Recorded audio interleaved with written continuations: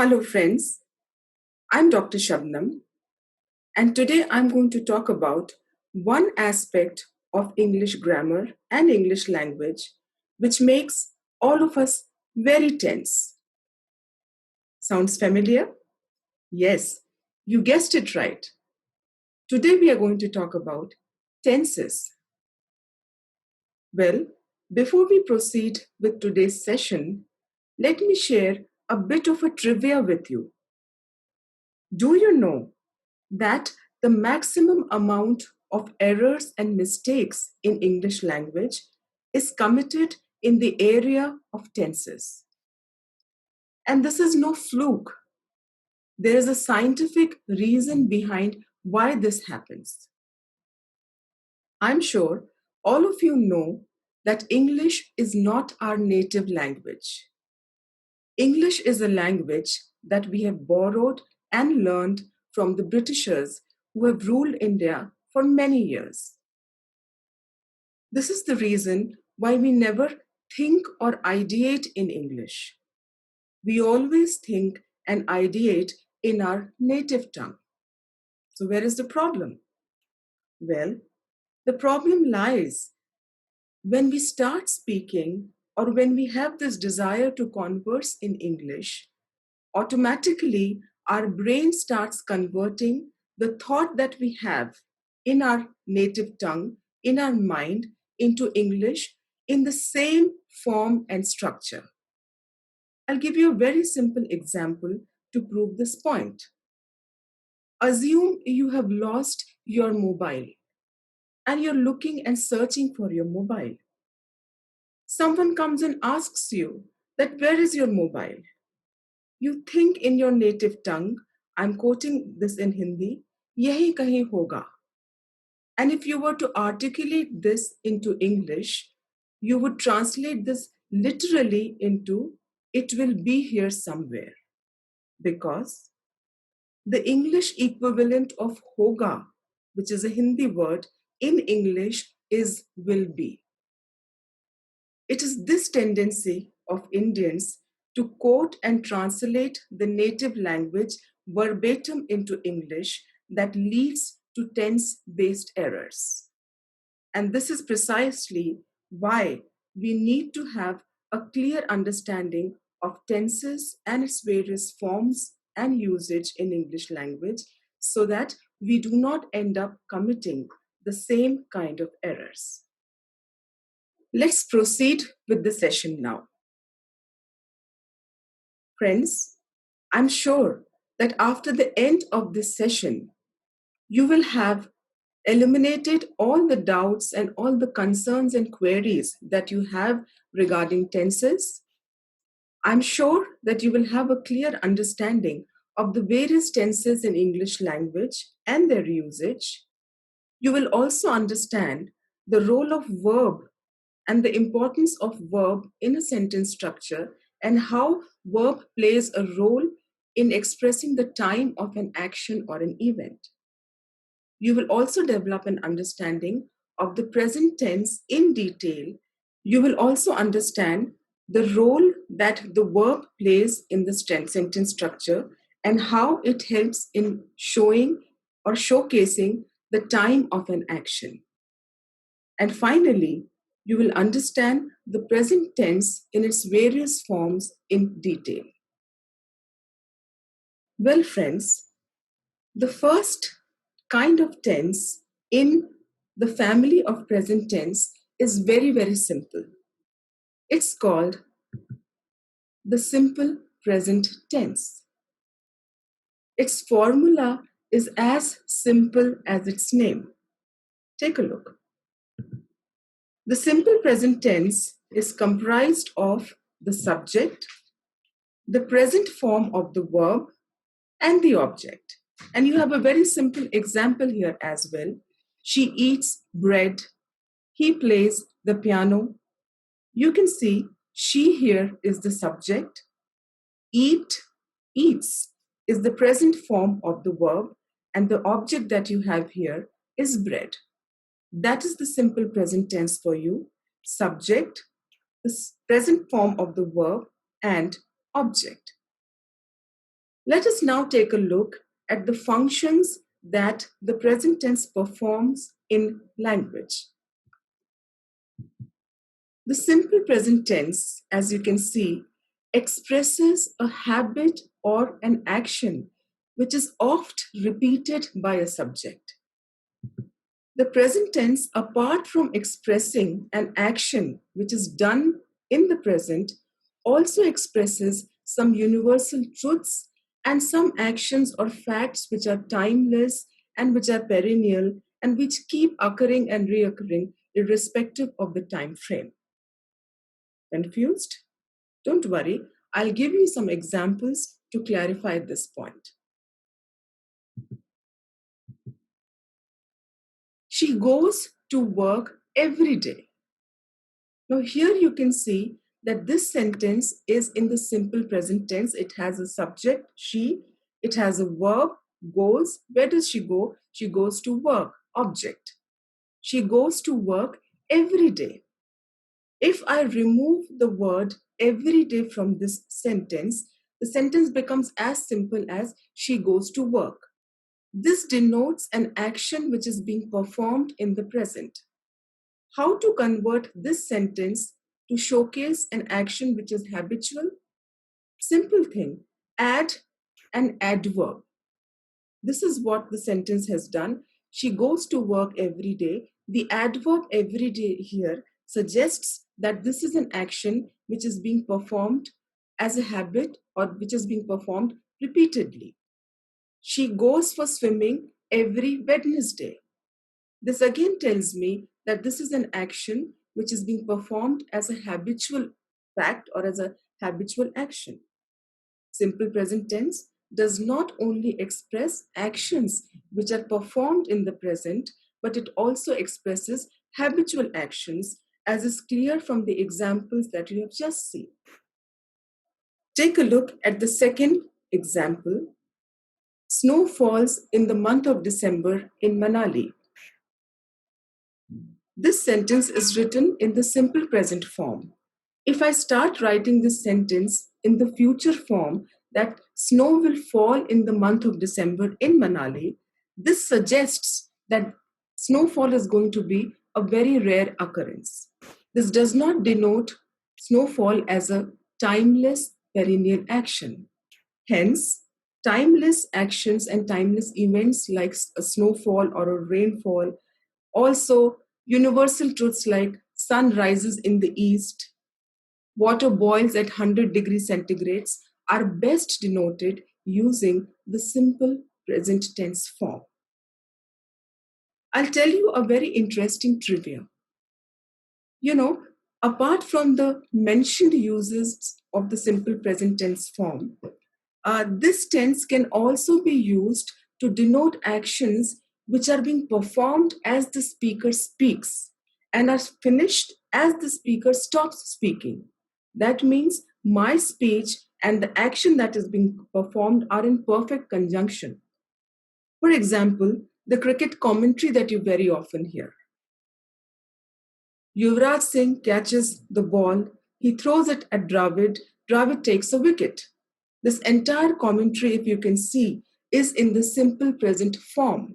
The speaker or the narrator has not used the continuous form or the future form to denote or to portray this event because the event is occurring as he speaks.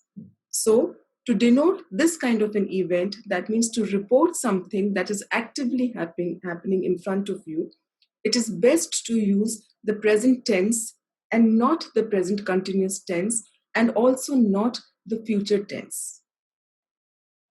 Another interesting trivia before we move on to the next slide. The present tense, you will be surprised to know, can also be used to denote the future. How? Well, consider this example. The school reopens in July.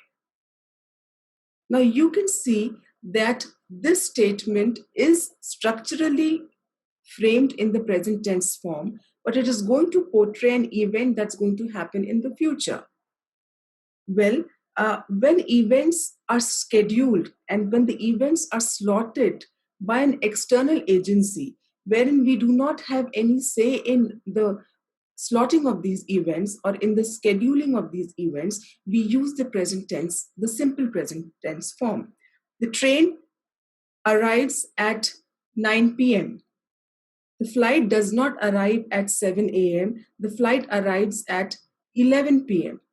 The flight is delayed. So, this is again a future action that is being expressed in the simple present form because the schedule has not been prepared by the speaker. This has been prepared by an external agency. So, these are conversational uses of the present tense that I'm trying to tell you, apart from the structural and the grammatical usages that have been mentioned for you in the slide. Simple present tense is a very versatile tense.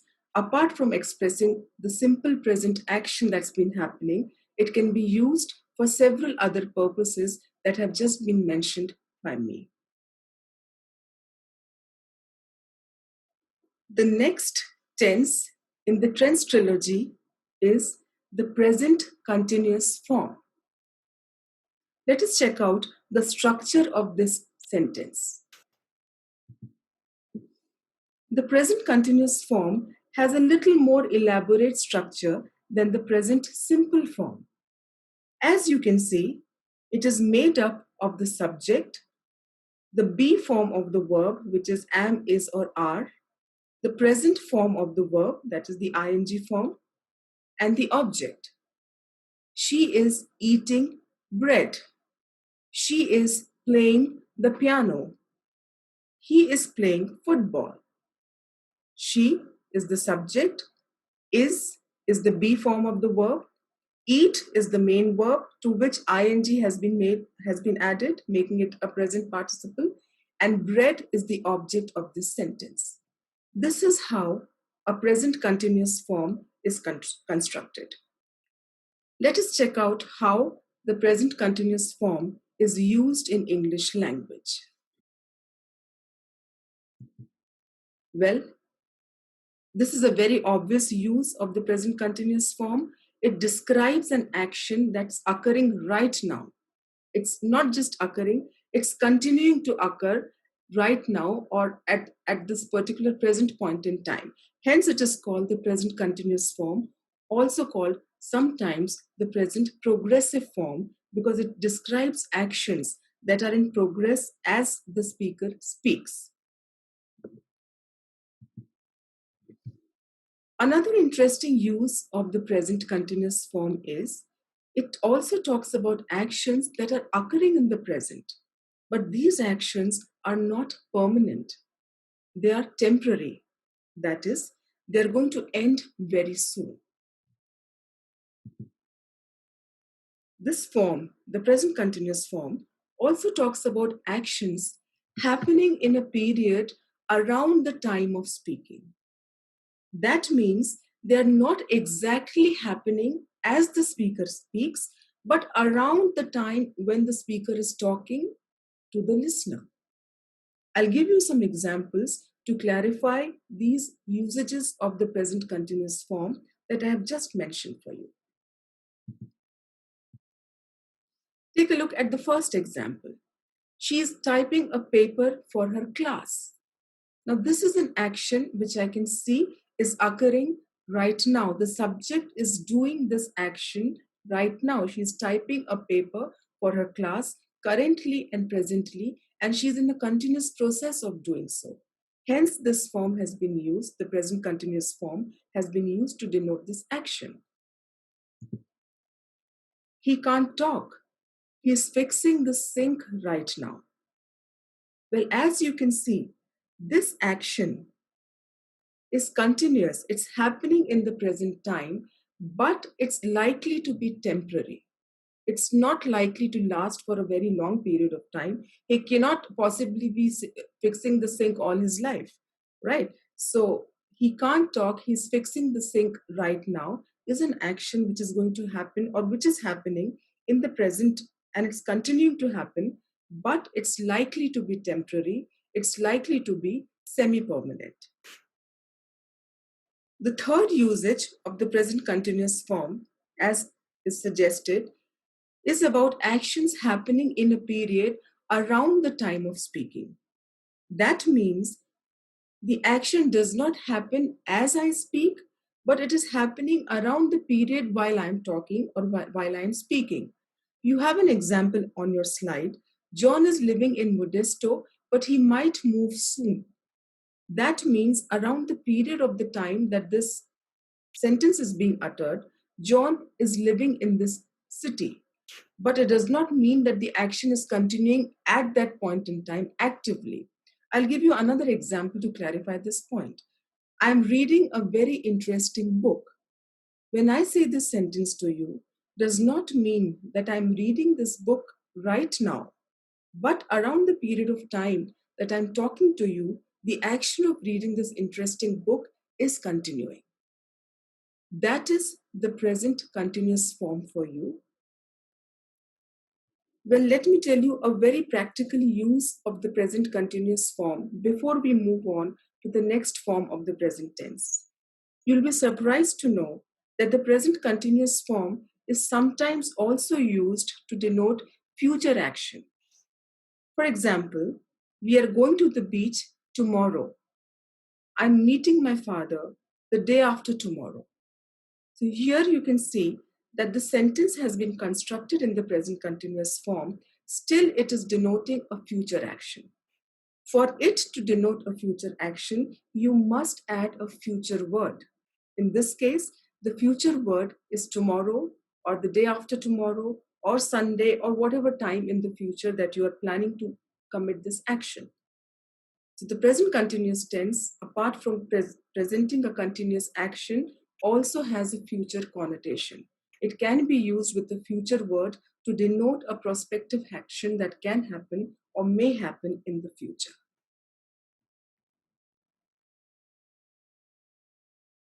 This brings us to the next form of the present tense. Sounds perfect? The present perfect tense. Let's see how this tense is structured. The present perfect tense has a subject. It has an auxiliary verb, has or have, the verb participle, and the object. She has eaten. She is the subject, has the auxiliary verb, eat is the main verb to which en has been added, because of which this has become the participle, the past participle. You have to add ed or en to the main verb to change its form into the past participle form. She has eaten bread. Bread is the object in this sentence. Subject, has, have, participle, verb participle, object. This is how the present perfect form is structured. Let us now see how the present perfect form is used in language. This form expresses an event that began in the past and continues up to the present. Interesting? This tense, as you can see, talks about an event that began in the past. That means the root or the origin of this action was in the past and it has traveled and moved up to the present times. We'll take a look at an example and see how this happens. Well, this tense also talks about an event that was completed in the past. But what is more important here is the fact that this event has been completed. The time or the specific time of completion is not important. I'll give you two examples to bring home this point. And finally, the tense also talks about an action in the past that has results now. Let's see how. He has lived in Modesto for 2 years. When we read this sentence, we understand that this action had its origin in the past and has somehow continued till the present. That means he is still living in Modesto. Take a look at the next example. I have seen that movie before. This action also was completed and finished in the past.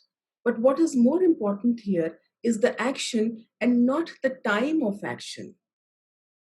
So sometimes the present perfect form is also used to denote actions that have been completed in the past, but the action is important, the time is unimportant, so it is omitted. I lost my key. Now, this is an action which obviously has happened in the past, but its repercussions or its consequences are felt in the present. I lost my keys, perhaps the consequences of which are I'm not able to enter the house. I missed my bus. Perhaps the consequences of this or the result of this action is I'm not able to reach the venue in time. So, present perfect tense has more than one usages, as you can see from this slide.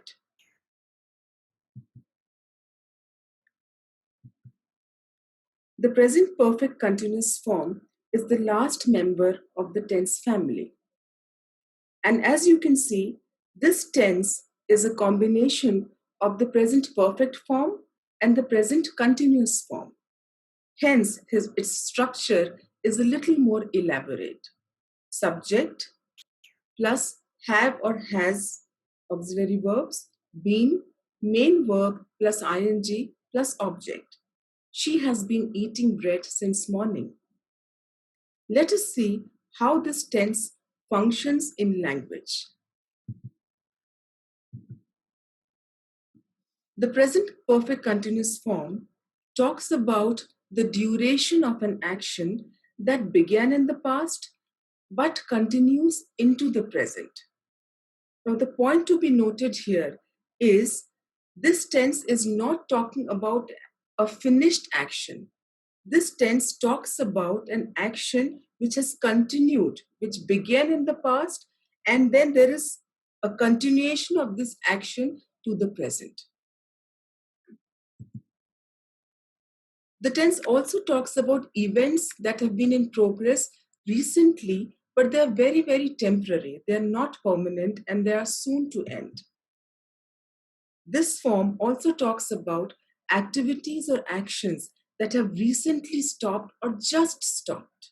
And finally, it talks about activities that are still happening. All this sounds too much of a function for one tense to perform.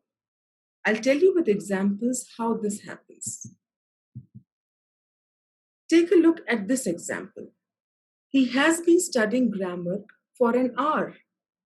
When I read this sentence, I understand that this action has begun in the past and the duration of this action is about 1 hour, and this action has continued in the present. Take a look at the second example.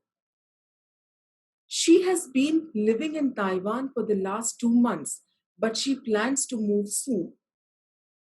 As is clear from this example, this event is very, very recent. It's not an event that has started, a long time back. It's a very, very recent event. The event started around 2 months back. And the event is rather temporary. The event is not a very permanent event because the subject has plans to move from Taiwan soon. Hence, the present perfect continuous form has been used for this formation. It has been raining. When I say this word, it has been raining, when I utter this sentence, it has been raining, without adding a time reference to it, I understand that the rain has just stopped.